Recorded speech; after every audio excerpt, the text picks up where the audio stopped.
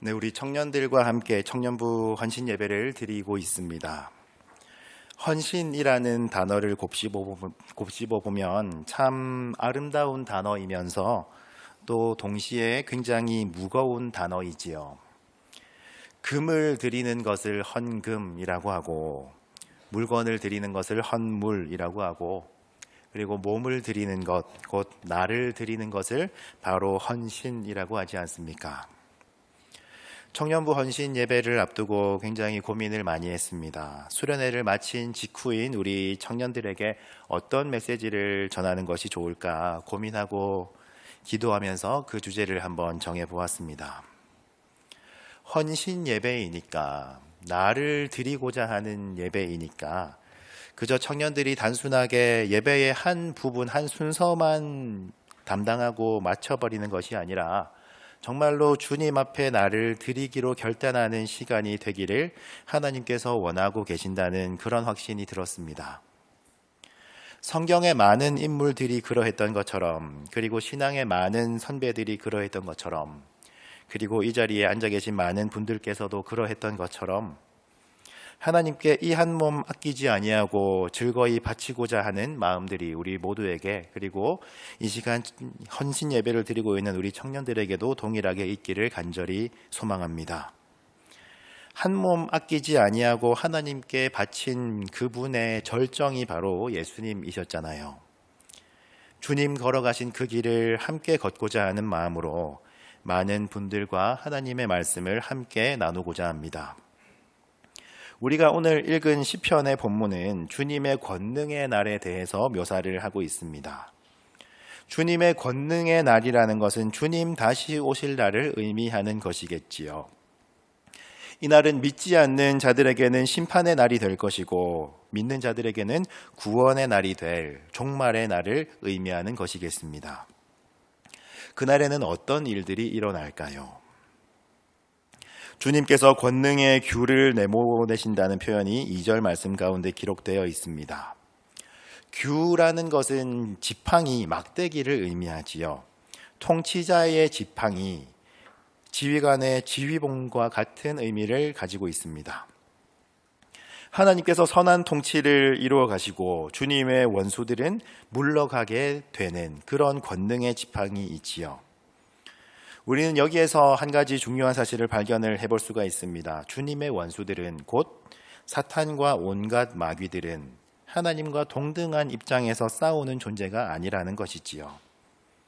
그저 주님께서 주님의 권능의 때에 권능의 귤을 가지고 선한 통치를 드러내시고자 하면 언제든지 내쫓겨날 수밖에 없는 그런 존재입니다. 원수들은 점점 이기적이고 폭력적이고 음란하고 죄악된 모습으로 이 땅을 살아갈 때에 주님의 백성들은 어떻습니까?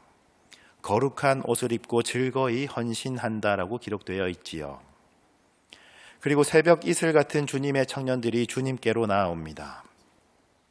여기에 사용된 이 헌신이라는 단어를 원어로 살펴보면 배를 가른다는 의미를 담고 있어요.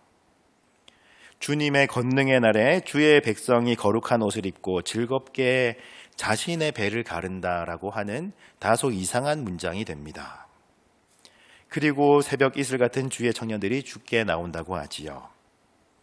어찌 보면은 엽기적이고 극단적인 장면일 수도 있겠습니다만 사실 이것은 죽는다는 것을 의미하지요.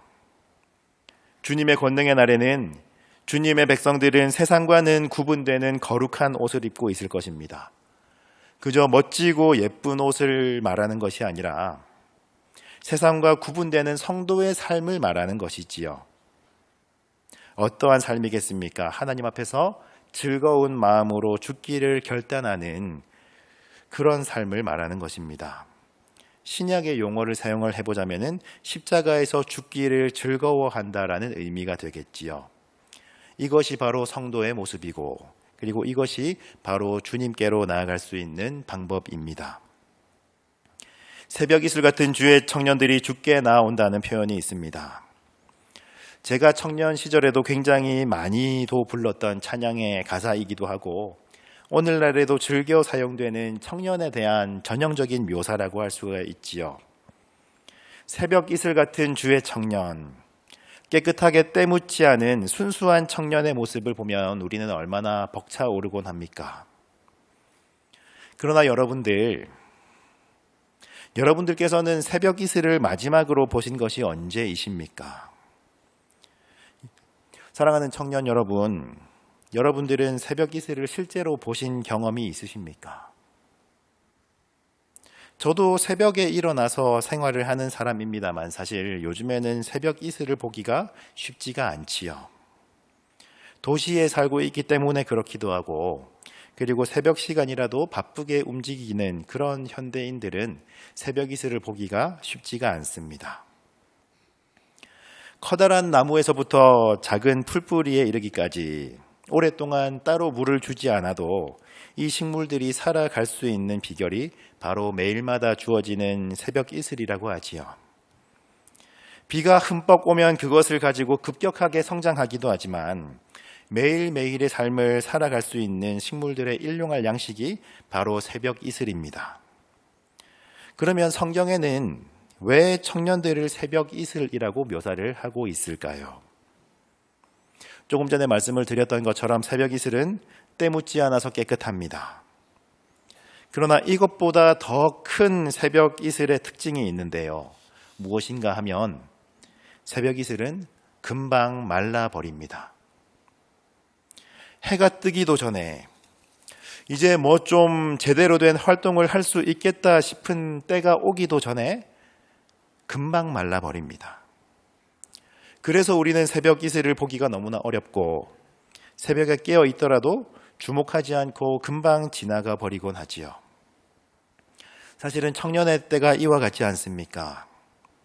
새벽 이슬처럼 깨끗하고 순수한 열정이 있는 그런 시기이기도 하지만 사실은 청년의 때는 새벽 이슬과 같이 금방 말라버리는 시기입니다. 사실 그렇지 않나요? 여기에 앉아 계신 많은 분들 중에서 청년의 때를 안 지나 본 분들이 어디에 계시겠습니까? 그런데 눈 몇 번 감았다가 떠보니까 여기까지 와 있잖아요. 제가 청년일 때는 이 구절을 읽으면서 역시 하나님은 우리 청년들과 같이 깨끗하고 순수한 열정을 기뻐 받으시는구나 이렇게 감탄했던 적도 있었습니다. 그런데 청년의 때에서 한 발자국 더 지나 보니까 그게 아니었던 거예요. 깨끗하고 순수하기 때문에 하나님께서 청년들을 받으시는 것이 아니라 금방 말라버리고 작고 나약한 존재임에도 불구하고 하나님께서 사용하시는 것이었습니다. 사랑하는 청년 여러분, 우리는 젊지만 사실은 얼마나 우리는 나약한 존재입니까? 이렇게나 나약하고 금방 쓰러져 버릴 수밖에 없는 우리라는 존재가 하나님 나라를 위해서 도대체 무엇을 할 수가 있겠습니까? 본문 가운데 답이 있었습니다. 우리는 너무나 미약한 존재이지만 이러한 우리들을 하나님 앞에 즐거이 헌신해 보십시다. 배를 가르는 아픔이 있더라도 십자가 지고 즐겁게 주님을 따라가 보십시다. 내가 날마다 죽노라 했던 사도 바울의 고백과 같이 날마다 십자가 위에서 죽기를 기뻐하는 청년의 때가 우리에게 반드시 있기를 간절히 소망합니다. 조금 더 나중에 해야지. 지금보다 조금만 더 자리 잡으면 해야지. 사실은 나중이 있을지 없을지를 어떻게 장담할 수 있겠습니까?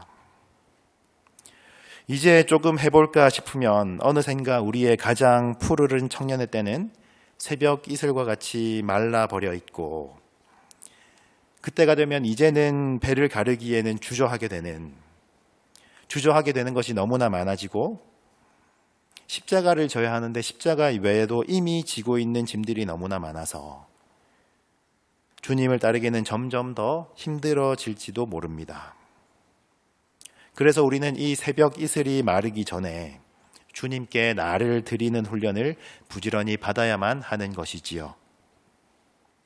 그렇다면 우리에게는 두려운 것이 하나가 생깁니다. 이 젊은 청년의 때에, 이 소중한 내 인생의 가장 아름다운 때에 나를 주님께 다 드려버리면, 그러면 내 인생은 어떻게 되나? 내 인생은 누가 책임져 주나? 점점 치열해지고 점점 각박해지는 이 세상 가운데에서 교회 다니고 거기 가서 헌신하면, 나를 주님께 드리고 내 시간을 주님께 드리고 내 돈을 주님께 드리면, 그러면 내 인생은 남들보다 조금씩 뒤처지는 거 아닌가? 내가 피땀 흘려서 번 내 소중한 돈 11조로 드리고 나면 나는 점점 더 가난해지고 내 집 마련의 시기는 점점 미루어지는 것이 아닌가? 이런 두려움 우리는 가지고 살아가고 있을지도 모르겠습니다. 사랑하는 성도 여러분, 그리고 사랑하는 우리 청년 여러분, 우리의 삶을 책임져 주시는 하나님을 신뢰해 보시기를 간절히 바랍니다. 4절 말씀인데요. 여호와는 맹세하고 변하지 아니하시리라 이르시기를 너는 멜기세덱의 서열을 따라 영원한 제사장이라 하셨도다. 여기서 너라고 하는 존재는 이 성경을 읽고 있는 우리들 한 사람 한 사람을 말하는 것이 아니라 메시아를 의미합니다.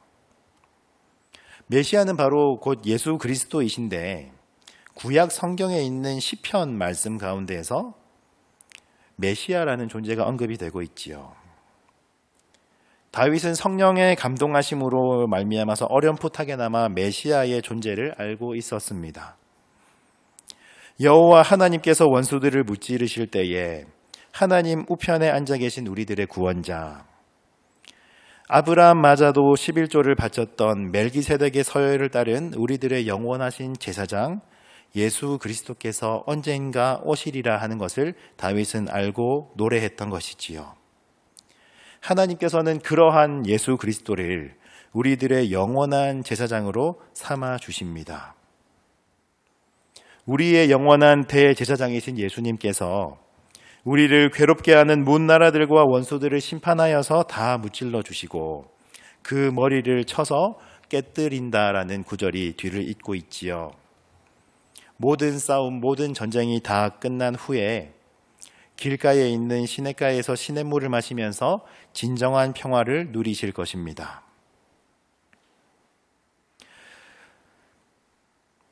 우리 청년들에게 정말로 권면을 드립니다. 여러분들 너무 고개 숙이면서 힘없이 살아가지 마세요. 주님께서는 힘없이 축 처져 있는 우리들의 머리를 들어주시고 우리가 주님의 승리를 함께 누리면서 하나님과 함께 칭찬과 명성을 얻게 하실 것입니다. 이 말씀은 마지막 날, 주님의 권능의 날에 관한 묘사였습니다마는 꼭 마지막 날에 가서야 우리가 기뻐하며 승리하는 것이 아니라 우리가 살아가는 하루하루의 평범한 일상 가운데에서도 우리는 매 순간순간 승리의 기쁨을 누리며 살아갈 수 있기를 바랍니다. 우리가 가장 안전하고 가장 평안하며 만족하며 넉넉하게 살아갈 수 있는 방법이 무엇인가 하면 다른 사람들보다 한 발자국 더 앞서는 것이 아니에요. 여러 번 말씀드리고 있지요. 내가 죽고 예수로 사는 것입니다. 우리의 가장 안전한 삶의 방법은 내가 죽고 예수로 사는 거예요. 주님께 나를 드리는 것을, 주님 앞에 나의 모든 것을 헌신하는 것을, 내 배를 가르는 것을, 죽는 것을 두려워하지 마십시오. 작은 이슬 한 방울이 커다란 나무를 하루하루 성장시켜 나가는 것처럼 우리들의 자그마한 헌신이 영원한 하나님의 나라를 이루어 갈 것입니다. 새벽 이슬이 마르기 전에, 이 소중한 청년의 때가 다 지나가기 전에 하나님께 헌신하는 법을 철저하게 배우십시오. 그리고 그 다음에는 흔적도 없이 말라서 하나님의 나라에 깊숙하게 스며들어가는 그런